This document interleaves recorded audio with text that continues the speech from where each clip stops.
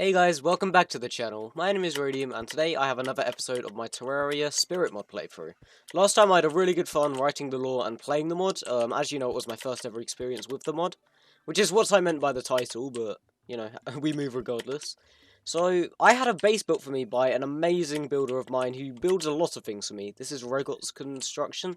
Just because I felt like the base was less important in this playthrough, but it still looks absolutely amazing. So huge props to him. He's put a bunch of links and signs which I'm not allowed to remove apparently. So we're just going to leave it be, and it looks incredible. However, we're going to be starting off with a mass crafting spree. I do the Goblin Army in every single series, and it normally just takes up 5 minutes, with nothing happening. So I'm going to show the hard mode Goblin Army later on in the series. And right now, I'm just going to be using the Tinker's Workshop, as I have technically done it, without you guys, like, seeing, I guess. But that's the only progress I've made in terms of, like, event progress. So, I farmed out shiny red balloons from, like, just restarting this world and going through the Sky Islands again. And it's allowed me to have enough balloons to craft the bundle of balloons. Obviously, Sandstorm is craftable with mods. So, we are all good to go on that regard now. So, Cloudno balloon, Blizzard, Sandstorm, and I've also got a Sharkron balloon, which is going to be acting as another accessory I'm going to be maining. So, there we go, Pink Horseshoe balloon and bundle of balloons. And that's a pretty good combo. Overall, we're going to be incredibly agile, and I'm very, very excited to say that. It's crazy to think that that's not even the end of the upgrades, however. As far as I understand, I'm most of the way into making...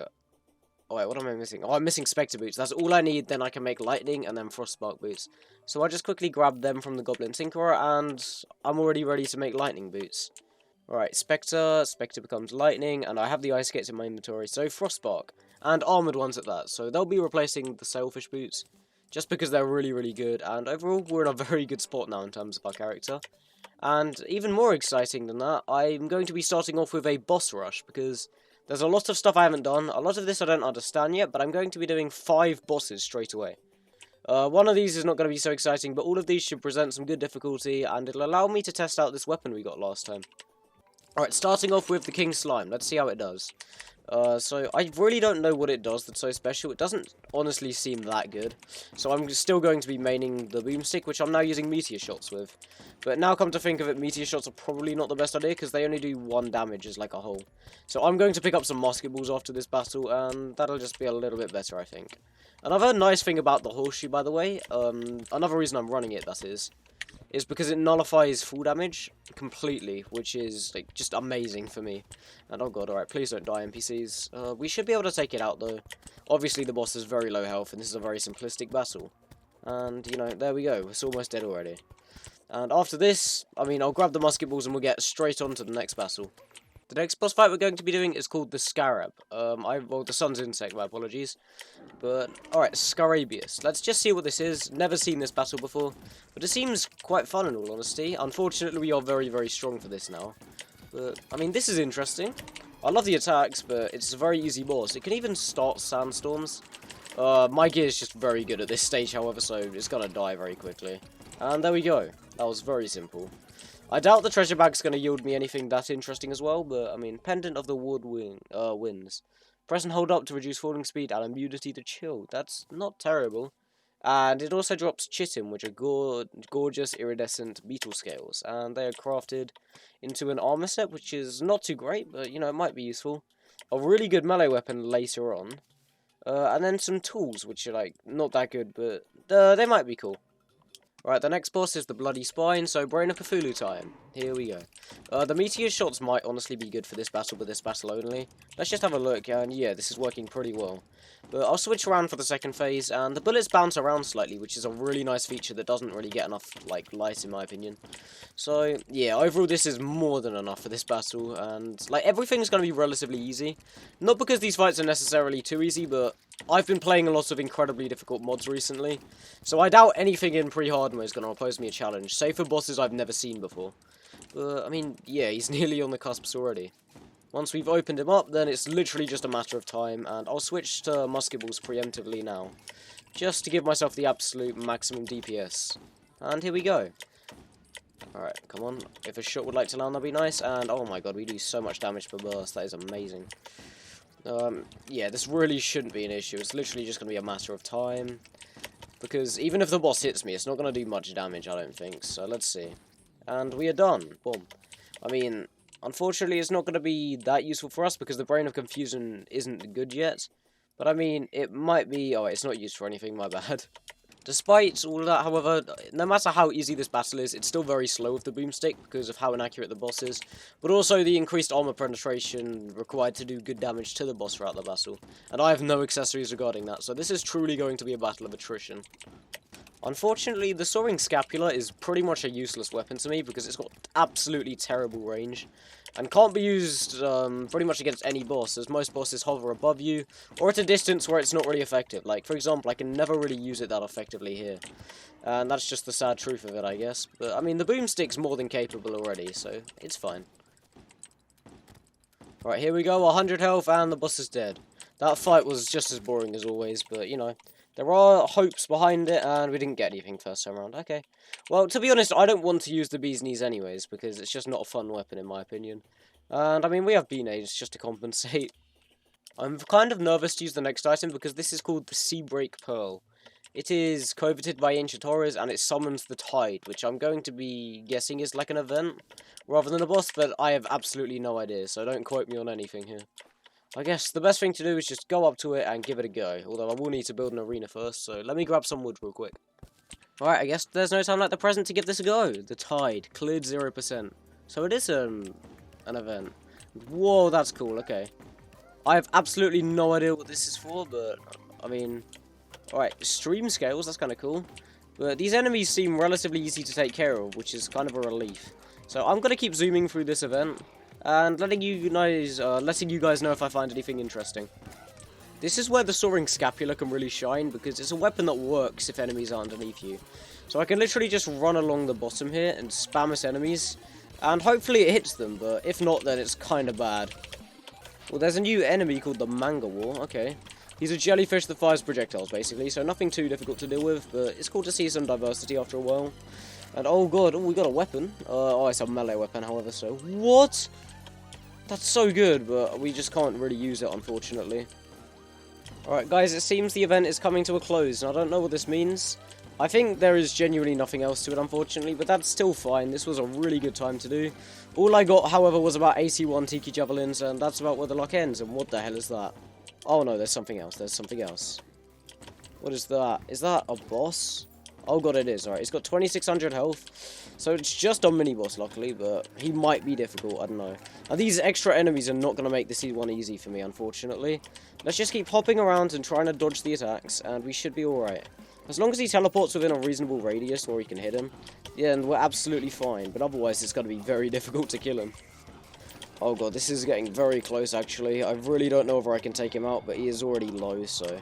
Technically, I should just be able to spam him and then we win, but we shall see. Let's see, 300, 200, 100, and he's dead. Okay, the tide has waned, so we've done it. That's it over, and let's see if he dropped anything interesting. So, I'm already seeing some tentacles, but, I mean, I'm seeing the first weapon that isn't a Tiki Javelin, because I did get, like, 51 of those. Let's have a look. Oh, it's another melee weapon. But it's a very, very cool flail, in all fairness to it. That's interesting, to say the least, so, this thing looks amazing. Unfortunately, I just can't use it, but it's all good. Ooh, we did get a weapon. We got the coconut gun. It's probably not good. In all honesty, that just doesn't sound good, in all honesty, but it's all good. Let's see what it does. It quite literally fires coconuts. That's alright. I mean, it's better than this thing. So we can just get rid of that now. And I don't really see much utility for this. Although, it's definitely nice to have regardless. Ooh, I think I found something. This is a new biome. And oh my god, dear old boy, did I find it. I've not been here yet. And that's probably concerning, but this water poisons me, so let's get out of there. This is very, very interesting, but this is cool to say the least. I really don't need to mine through this tree. But, wow, what a place. I just don't know what to expect at all here, but this is looking incredibly cool so far. I guess I should try to descend if possible, but I don't know if I can yet. I guess there's nothing better to do than just descend into this biome. This looks so incredibly cool, but I have absolutely no idea what this place is. So let's just go in, I guess. This thing, can we mine it? I just summoned the Glade Wraith, and I have no idea what this is. I think this was like the first mini boss you're supposed to fight in the game, but it's just very easy at this stage. And we got an Oak Heart, which is a melee weapon we can't use at this stage. We also got a Sacred Item, the Sacred Vine, which pulses with natural energy. And from the chest, there's the Pre-Hardmode boomerang, which is another melee weapon, unfortunately. I really should have gone to this place earlier, coming to look at it. Well, okay, I've found something interesting. Let's light up this area. I have no idea what this place is, but, I mean, this is a massive place, so... If I had to make a guess, this is another room for a mini-boss. But I just couldn't tell you, so I'm going to place a couple of platforms, since this seems pretty final. I'm going to use this life crystal for the extra health, and then we're going to get into it. Right, this is literally all I'm doing for the arena. I don't think it needs to be anything special. Let's just break this thing to see what it does. Wait. Oh, no. Wait, what did I do? Oh, no, that's a genuine boss. Okay, let's use the coconut gun, and whoa. Okay, this theme is awesome for a start. And this is so cool. I'm very sad I didn't do this in the first episode now, but, you know. It's a very, very interesting little fight.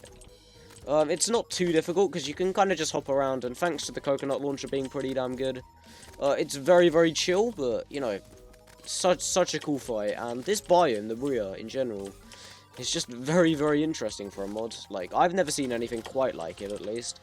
And I'm sure if I wasn't so OP at this point, oh god, it's not even over, then this would be very, very difficult, but it's not even done. Oh my god, okay, so it's not easy. I was wrong, very wrong. But there we go, it is done. I'm going to take out these boys, and then we can have a look at the treasure bag. Alright, let's have a look at what's in the treasure bag. We got a Bria Blossom, which double tap to ensnare an enemy at the cursor position. And we also got a Bramble Dagger, which is actually one of the cooler weapons I've seen so far.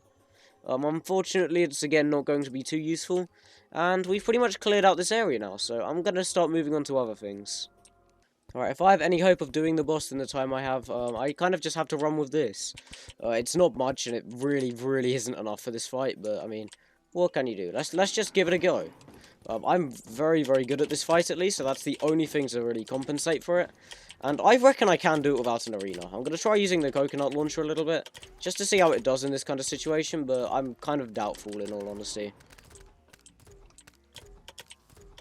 And I stand corrected, this thing's doing alright. It actually damages the head quite substantially, even without removing the arms, so I'm just going to keep hitting the hands like this, and it's doing a very, very good job. The power of coconuts is strong with this one, I can say that much.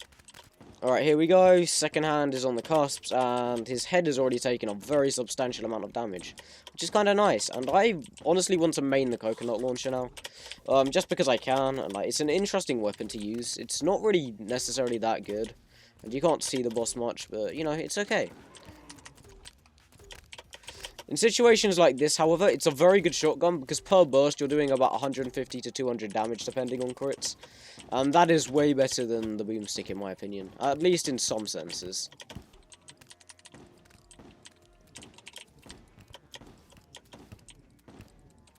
And he's on the cusps. Alright, let's pretty much end it here, then. As long as he doesn't be annoying, then, like, we've done it. Boom. And, I mean, there's nothing we can really get from the boss. The Skeletron Hand's good, but not that good. And overall, that's about all I could really hope for. So, I'm going to continue heading before I reach the dungeon, just to see if there's anything past the dungeon on this world. Hey, okay, we finally got the handgun. Okay, that's pretty sick, so we can officially get this weapon, and I have no more business in this bloody dungeon anymore. So, with that said, I guess there's no time like the present to just jump into hell, mine as much obsidian as humanly possible, and just chill for a little bit.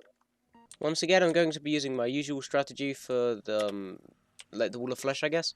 So, I'm going to be building rows of obsidian platforms, just like this. And I'm just going to be doing a couple of them, nothing spectacular. This is all the arena is going to be, 4 rows. Because otherwise it's a bit too easy, and, well, I mean, this is already more than enough, in my opinion. So, now we're just going to jump straight into lava, gather as much hellstone as possible, and then head back for the obsidian, because you can buy it from the builder NPC. Oh my lord, first chest we got the Hellwing Bow. This is going absolutely incredibly, and this weapon is most likely going to replace the coconut gun, because as good as that was, it's not an endgame weapon. Not something I consider worthy for the Wall of Flesh either, so we're definitely moving incredibly quickly now. Alright, there we go, I can see it now, and I'm very excited, the Harvester. And oh my god, this thing looks amazing. I don't know how effective it's going to be, but it certainly looks interesting. And overall, I'm sure this is going to be better than the boomstick. It's honestly very comparable to the Hellwing Bow. So I think both of these are going to be really, really good for us, especially once we get them reforged. Alright, I have my guide Voodoo Doll, and now's no better time to plunge it into the lava and get into this. This should be a very, very easy battle if I'm correct, because the Hellwing Bow is just so good against the boss. And overall, it's literally just going to be a battle of running back and forth, trying to optimize damage. And due to our incredible DPS output at this stage, it shouldn't take longer than a couple of minutes. In terms of how the Harvester does, it's pretty good. Now we don't need to worry about the Hungries. We can kind of just decimate the boss very, very quickly. It doesn't do too much damage to the main core, due to it having low base damage, but it's still very, very effective. And if you blast that thing out, I'm sure the damage will amplify even further. Okay, I was not expecting it to be this good. The boss is almost dead already. The fight's been going for like a minute, so I'm just going to keep spamming. We are taking a couple of hits, but that's completely fine. And now if we just continue dashing and running, then the boss will never be able to hit us, and we can just spam till he's dead. And, oh my god, this is fair. I honestly do feel bad sometimes doing this, but at the same time, it should be perfectly fair. Just because, like, these are options you can actually use in vanilla at this stage. And there we go. Let's go collect our loot, and then we can go give the Starplate Voyager a go. From our treasure bag, we actually got the Clockwork Assault Rifle, which is amazing. I love this thing. Now we have our 6th accessory slot. I'll just stick the frog leg in there for the time being, as extra vertical mobility does seem pretty good. Since we've got a little bit of time before we can truly get into it, I'm going to spawn another goblin army, so we can hopefully get ourselves the goblin summoner. This will allow us to craft some really good items, and we've already got one. So, wait, not craft anything, but we will be able to get the Shadow Flame Bow, my apologies. Now we can just spam the heck out of him until he's dead. Okay, I kind of ran away with the summoner, and this did go pretty well as the summoner's almost dead. And there are no significant enemies to be seen, but I'm just going to spam it now until it dies. Shouldn't be too difficult. 200 HP, and if we get the Shadow Flame Bow, then we're set pretty much, because, you know, it's a very good item. And, oh my god, we got it. Oh my god, now we are more than capable of defeating the Starplate Voyager. Okay, lads, I'm pretty sure it's almost time to fight the Starplate Voyager. I've never done this boss before. And to make it a tiny bit more fair, I'm going to be only using Pre-Hardmode gear, so the Shadow Flame, although it is very, very good, I'll only be using the Harvester and the Hellwing Bow. And preferably not abusing the Hellwing Bow, because if this boss is Pierce, then that's going to be bad for it, but there it is, 12,000 health. I really don't know how this is going to go, and that is a beautiful design for a boss. Oh god, this might actually be a difficult fight.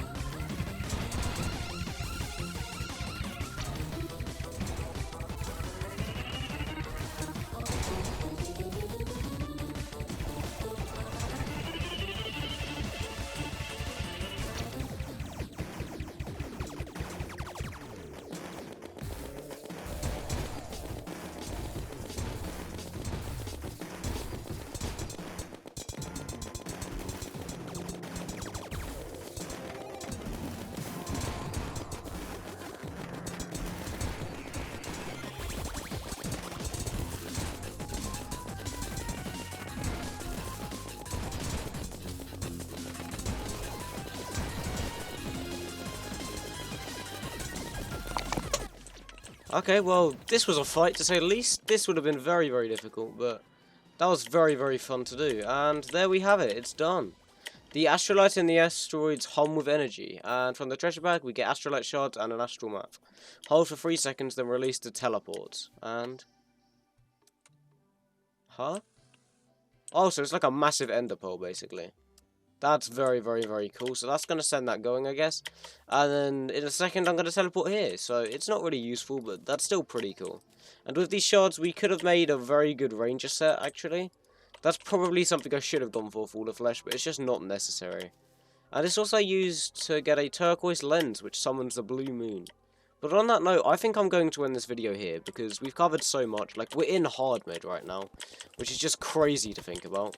So with that said, thank you all so much for watching. If you did enjoy, then feel free to leave a like and subscribe if you haven't already. And as always, I will see all of you in the next one. Peace out, guys.